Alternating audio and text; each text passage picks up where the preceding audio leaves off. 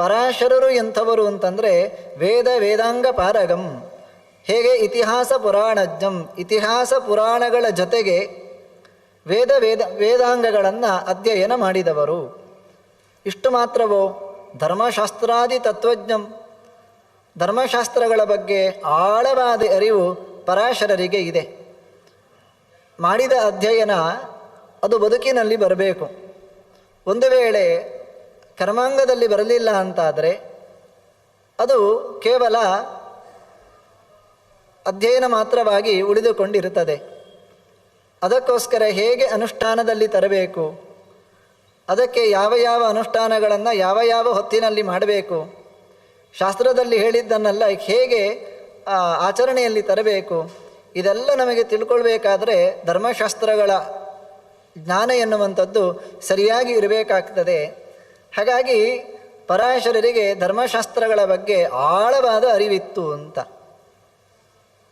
ಇಂತಹ ಪರಾಶರರ ಬಳಿಗೆ ಮೈತ್ರಿಯರು ಬರ್ತಾರೆ. ಸುಂದರವಾದ ಮಾತು, ಪರಾಶರಂ ಮುನಿವರಂ ಕೃತಪೌರ್ವಾಣಿಕ ಕ್ರಿಯಂ. ಯಾವ ಹೊತ್ತಿನಲ್ಲಿ ಬಂದಿದ್ದಾರೆ ಅಂತಂದರೆ ಪರಾಶರರ ನಿತ್ಯಾನುಷ್ಠಾನಗಳೆಲ್ಲ ಮುಗಿದಿವೆ. ಬೆಳಗ್ಗೆ ಬ್ರಾಹ್ಮ ಮುಹೂರ್ತದಲ್ಲಿ ಗೆದ್ದು ನಿತ್ಯದ ಅನುಷ್ಠಾನಗಳನ್ನೆಲ್ಲ ಮುಗಿಸಿಕೊಂಡು ಪರಾಶರರು ಕೂತಿರುವ ಸಂದರ್ಭದಲ್ಲಿ ಆಗ ಶಿಷ್ಯನಾಗಿರುವಂತಹ ಮೈತ್ರೇಯರು ಪರಾಶರರ ಬಳಿಗೆ ಬರ್ತಾರಂತೆ. ಪ್ರಣಿಪತ್ಯಾಭಿವಾದ್ಯಚ, ನಮನಗಳನ್ನು ಅಭಿವಾದನ ಪೂರ್ವಕ ಪರಾಶರರಿಗೆ ನಮನಗಳನ್ನು ಸಲ್ಲಿಸ್ತಾರೆ. ಅವರು ಹೇಳ್ತಾರೆ, ಗುರುಗಳೇ, ತತ್ತೋ ಹಿ ವೇದಾಧ್ಯಯನ ಮದೀತಮಖಿಲಂ ಗುರು ಧರ್ಮಶಾಸ್ತ್ರಾಣಿ ಸರ್ವಾಣಿ ತಥಾಂಗಾನಿ ಯಥಾಕ್ರಮಂ. ಗುರುಗಳೇ, ನಿಮ್ಮಿಂದ ನಾನು ಎಲ್ಲವನ್ನು ಅಧ್ಯಯನ ಮಾಡಿದ್ದೇನೆ ಅಂತ. ಮೈತ್ರೇಯರ ಎತ್ತರ ಎಷ್ಟು ದೊಡ್ಡದು ನೋಡಿ. ಪರಾಶರನಂಥ ಗುರುಗಳು ಸಿಕ್ಕಿದಾಗ ಆ ಎಲ್ಲ ಜ್ಞಾನವನ್ನು ಕೂಡ ಅವರು ಸ್ವೀಕಾರ ಮಾಡಿದ್ದಾರೆ. ಧರ್ಮಶಾಸ್ತ್ರವನ್ನು ನಾನು ತಿಳಿದಿದ್ದೇನೆ, ವೇದಾಂಗಗಳನ್ನು ತಮ್ಮ ಬಳಿ ಅಧ್ಯಯನ ಮಾಡಿ ತಿಳಿದುಕೊಂಡಿದ್ದೇನೆ. ಆದರೂ ಕೂಡ ಇನ್ನೂ ತಿಳ್ಕೊಳ್ಬೇಕು ಅಂತ ನನಗೆ ಆಸೆ ಇದೆ. ಈಗಾಗಲೇ ಧರ್ಮಶಾಸ್ತ್ರಗಳು ತಿಳ್ಕೊಂಡಾಗಿದೆ, ಅದೇ ರೀತಿಯಾಗಿ ವೇದಾಂಗಗಳನ್ನೆಲ್ಲ ಅಧ್ಯಯನ ಮಾಡಿ ಆಗಿದೆ. ಆದರೂ ಮೈತ್ರೇಯರು ಹೇಳ್ತಾರೆ, ನನಗಿನ್ನೂ ತಿಳ್ಕೊಳ್ಬೇಕು ಅಂತ. ಇದು ಪ್ರಾಚೀನರ ಒಂದು ಚಿಂತನೆ. ಅವರ ಮನಸ್ಸು ಹೇಗಿತ್ತು ಅಂತಂದರೆ ಇನ್ನಷ್ಟು ತಿಳ್ಕೊಳ್ಬೇಕು ಅಂತ. ಈ ಕಾಲಕ್ಕೆ ಅರ್ಥ ಆಗುವ ಹಾಗೆ ಹೇಳುವುದು ಅಂತ ಇದ್ದರೆ ನಾವು ಇನ್ನಷ್ಟು ಭೌತಿಕ ಸಂಪತ್ತನ್ನು ಒಟ್ಟು ಮಾಡಬೇಕು, ಇನ್ನಷ್ಟು ಭೌತಿಕ ಸಂಪತ್ತನ್ನು ಒಟ್ಟು ಮಾಡಬೇಕು ಅಂತ ಏನು ಕಾಳಜಿ ನಮ್ಮಲ್ಲಿ ಇರ್ತದೆ. ಸಾಕಾಗುವುದಿಲ್ಲ, ಇನ್ನೂ ಬೇಕು, ಮತ್ತಷ್ಟು ಬೇಕು ಅಂತ ಎನ್ನುವ ಯೋಚನೆ ಈ ಕಾಲದಲ್ಲಿ ನಮಗೆ ಹೇಗಿರ್ತದೋ ಅದೇ ರೀತಿಯಾಗಿ ಆ ಋಷಿಮುನಿಗಳ ಯೋಚನೆ ಇದಕ್ಕೆ ವಿರುದ್ಧವಾಗಿ ಇದು ಸಾಕು, ಮತ್ತು ದೇವರ ಬಗ್ಗೆ ಪುರಾಣ ಇತಿಹಾಸಗಳ ಬಗ್ಗೆ ಇನ್ನಷ್ಟು ತಿಳ್ಕೊಳ್ಬೇಕು, ಮತ್ತಷ್ಟು ತಿಳ್ಕೊಳ್ಬೇಕು ಎನ್ನುವಂತಹ ಆಸೆ ಹಿರಿಯರದ್ದು. ಆ ಮೈತ್ರಿಯರು ಹೇಳ್ತಾರೆ, ಇನ್ನೂ ತಿಳ್ಕೊಳ್ಬೇಕು ಅಂತ ನನಗೆ ಕಾಣಿಸ್ತಾ ಇದೆ ಅಂತ. ನನ್ನ ಪ್ರಶ್ನೆಗೆ ತಾವು ಉತ್ತರ ಕೊಡಬೇಕು, ತಾವೆಲ್ಲರವನ್ನು ಕೂಡ ತಿಳಿದುಕೊಂಡವರು ಅಂತ ಹೇಳ್ತಾ, ನನ್ನ ಪ್ರಶ್ನೆ ಏನು ಅಂತಂದರೆ, ಇಡೀ ಜಗತ್ತು ಚರಾಚರಂ ಜಗತ್ತಿಗೇನಿದೆ ಅದು ಲೀನಮಾಸೀದ್ಯಥಾ ಯತ್ರ ಲಯಮೇಷ್ಯತಿ ಯತ್ರ ಚ ಯತ್ಪ್ರಮಾಣಾನಿ ಭೂತಾನಿ ದೇವಾದೀನಾಂಚ ಸಂಭವಂ ಸಮುದ್ರ ಪರ್ವತಾನಾಂಚ ಸಂಸ್ಥಾನಂಚ ಯಥಾ ಭುವಃ. ಇಡೀ ಜಗತ್ತು ಏನಿದೆ ಭಗವಂತನ ಸನ್ನಿಧಾನ ಅಣು ಕಣಗಳಲ್ಲಿ ತುಂಬಿಕೊಂಡಿದೆ. ಜಗತ್ತಿನಲ್ಲಿ ಯನ್ಮಯಂಚ ಜಗದ್ಬ್ರಹ್ಮ, ಇಡೀ ಜಗತ್ತಿನಲ್ಲಿ ಭಗವಂತನ ಸನ್ನಿಧಾನ ಎನ್ನುವಂಥದ್ದು ಎಲ್ಲ ಕಡೆಯೂ ಕೂಡ ಇದೆ. ಈ ಜಗತ್ತು ಆರಂಭದಲ್ಲಿ ಎಲ್ಲಿತ್ತು, ಅದೇ ರೀತಿಯಾಗಿ ಕೊನೆಗೊಮ್ಮೆ ಈ ಜಗತ್ತು ಎಲ್ಲಿ ಲಯಗೊಳ್ಳುತ್ತದೆ. ಇವತ್ತು ಕಾಣ್ತಾ ಇದೆ, ಒಂದು ವಸ್ತು ಇದೆ ಅಂತಾದ ಮೇಲೆ ಆ ವಸ್ತು ಎಲ್ಲಿಂದಲೇ ಬಂದಿರಬೇಕಲ್ವ.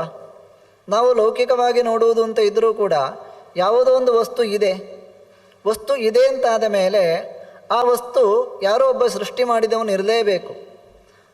ನಾವು ಗೊತ್ತಿಲ್ಲ ಅಂತ ಬೇಕಾದರೆ ಹೇಳಬಹುದೇ ಹೊರತು ಈ ವಸ್ತು ತನ್ನಷ್ಟಕ್ಕೆ ಉದ್ಭವವಾಗಿದೆ ಅಂತ ಹೇಳಿದರೆ ಯಾರೂ ಕೂಡ ಒಪ್ಪುವುದಿಲ್ಲ. ಅದೇ ರೀತಿಯಾಗಿ ಯಾವುದೇ ವಸ್ತುಗಳಿರಲಿ, ಒಂದು ವಸ್ತು ಇದೆ ಅಂತಾದ ಮೇಲೆ ಆ ವಸ್ತುವನ್ನು ಹುಟ್ಟಿಸಿದವನೊಬ್ಬನು ಬೇಕು, ಅದನ್ನಿಲ್ಲಿಗೆ ತಂದವನೊಬ್ಬನು ಬೇಕು.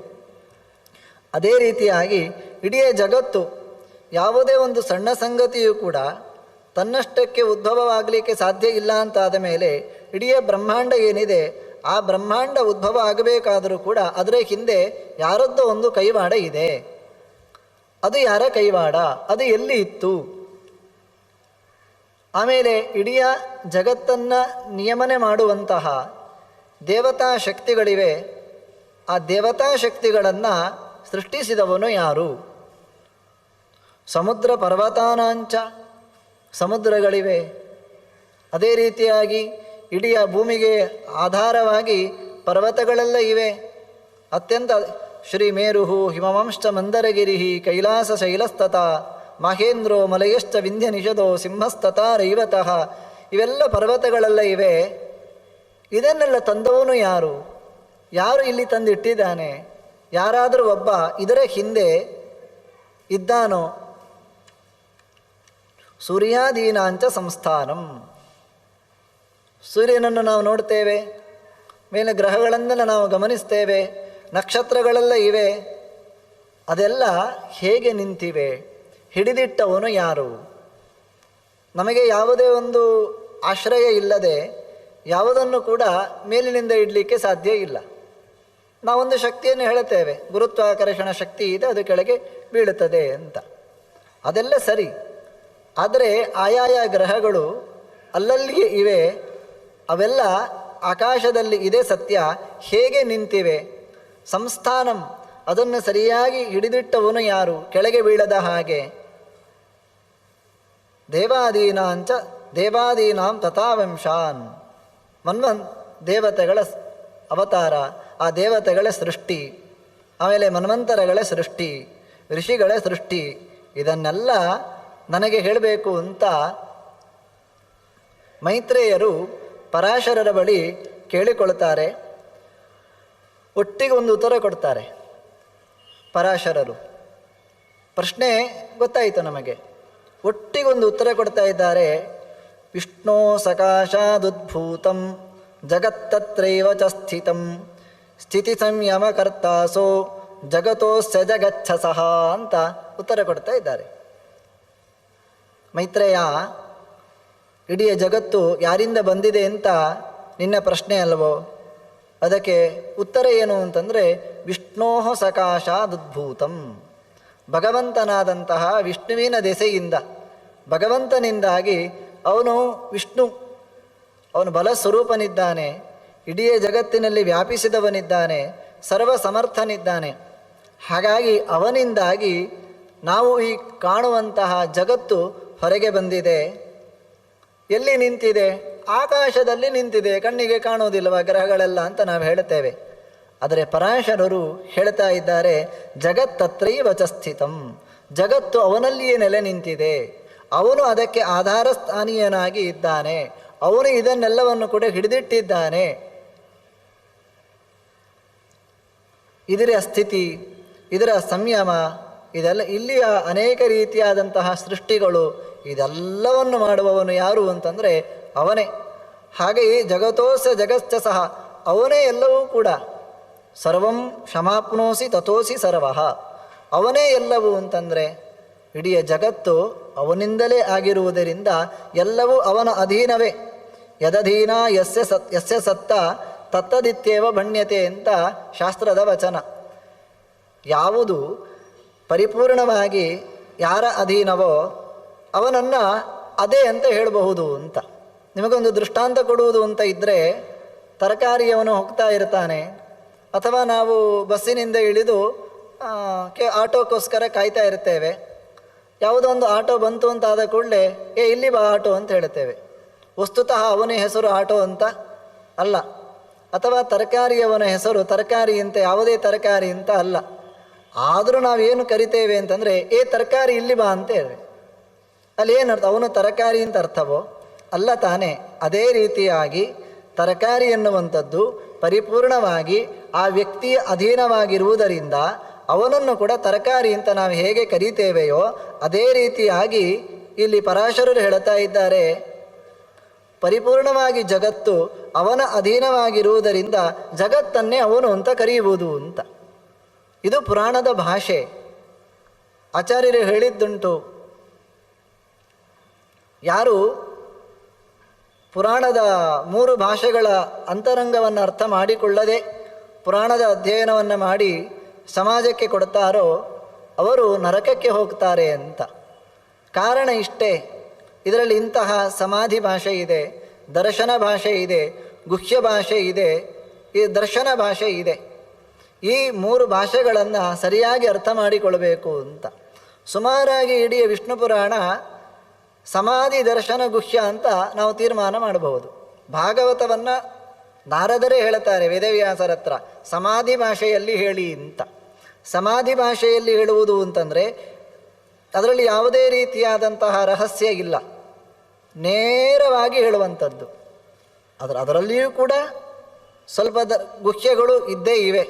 ಅದು ವೇದವ್ಯಾಸರ ಗ್ರಂಥದ ವ್ಯವಸ್ಥೆಯೇ ಆಗಿದೆ. ಈ ಗ್ರಂಥ ಸಮಾಧಿ ಹೌದು, ಭಗವಂತನ ಸರ್ವೋತ್ತಮತ್ವವನ್ನು ಸ್ಪಷ್ಟವಾಗಿ ಹೇಳ್ತಾ ಇದೆ. ಅದರಲ್ಲಿಯೂ ಕೂಡ ಇತರ ದರ್ಶನಗಳ ಸ್ಪರ್ಶವನ್ನು, ಇತರ ದರ್ಶನಗಳ ಅಭಿಪ್ರಾಯವನ್ನು ಹಾಕುವುದಿದೆ. ಅದೇ ರೀತಿಯಾಗಿ ಅಲ್ಲಲ್ಲಿ ಗುಹ್ಯವಾಗಿ ಹೇಳುವುದು ಕೂಡ ಇದೆ. ಇದನ್ನು ನಾವು ಭಗವಂತನ ಅನುಗ್ರಹದಿಂದ, ಪ್ರಾಚೀನ ಪರಂಪರೆಯವರ ಅನುಗ್ರಹದಿಂದ ತಿಳಿದುಕೊಳ್ಳಿಕ್ಕೆ ಸಾಧ್ಯ. ಅದನ್ನು ಬಿಟ್ಟು ಕೇವಲ ಇಲ್ಲಿ ಏನಿದೆ ಹಾಗೆಯೇ ನಾವು ತಿಳಿದೆವು ಅಂತಾದರೆ ಅದು ನರಕಕ್ಕೆ ದಾರಿ ಅಂತ ಶಾಸ್ತ್ರಕಾರರು ಹೇಳ್ತಾ ಇದ್ದಾರೆ. ಆದ್ದರಿಂದ ಅವನೇ ಜಗತ್ತು ಅಂತಂದರೆ ಇಡೀ ಜಗತ್ತು ಅವನ ಅಧೀನವಾಗಿ ಇದೆ ಅಂತ ಹೇಳಿ ಮುಂದೆ ಕೂಡ ಹಲವಾರು ಮಂಗಳಾಚರಣೆಗಳಿವೆ. 1-2 ಮಂಗಳಾಚರಣೆಯನ್ನು ನಾವು ನೋಡುವ.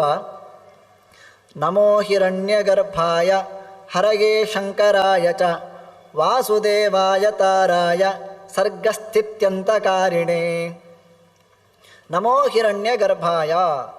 ಪುರಾಣವನ್ನಿನ್ನು ಹೇಳಬೇಕು. ಹೇಳುವಾಗ ಭಗವಂತನನ್ನು ಸ್ತೋತ್ರ ಮಾಡ್ತಾ ಇದ್ದಾರೆ. ನಮೋ ಹಿರಣ್ಯಗರ್ಭಾಯ, ಹಿರಣ್ಯಗರ್ಭನಿಗೆ ನಮಸ್ಕಾರಗಳು. ಹರಗೆ, ಶ್ರೀಹರಿಗೆ ನಮಸ್ಕಾರ. ಶಂಕರಾಯ ಚ, ವಾಸುದೇವಾಯ ತಾರಾಯ ಸರ್ಗಸ್ಥಿತ್ಯಂತೆ ಕಾರಿಣೆ. ವಾಸುದೇವನಿಗೆ, ಅದೇ ರೀತಿಯಾಗಿ ತಾರಾಯ, ನಮ್ಮನ್ನು ಈ ಸಂಸಾರದಿಂದ ಆಚೆ ದಡಕ್ಕೆ ದಾಟಿಸುವ ಭಗವಂತನಿಗೆ, ಇಡೀ ಜಗತ್ತಿನ ಸೃಷ್ಟಿ ಸ್ಥಿತಿ ಸಂಹಾರಗಳನ್ನು ಮಾಡುವ ಭಗವಂತನಿಗೆ ನಮಸ್ಕಾರ ಅಂತ.